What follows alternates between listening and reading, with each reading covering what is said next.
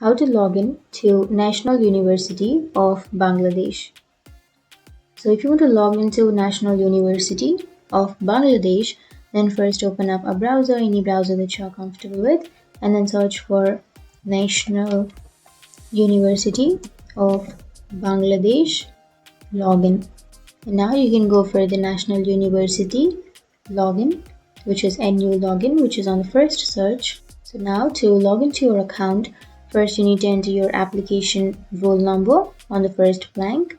And once you enter your roll number, you need to enter your PIN number on the next blank. But if you don't remember your roll number or your PIN number, then you can go for forgot your admission roll or PIN so that you can get some help while logging into your account. But if you remember, then simply enter your PIN and then your roll number. And after entering that, you can simply click on login, which is here. You can click on login, and after clicking on login, it will log you into your account. So that's it. That's how you log into your National University of Bangladesh account.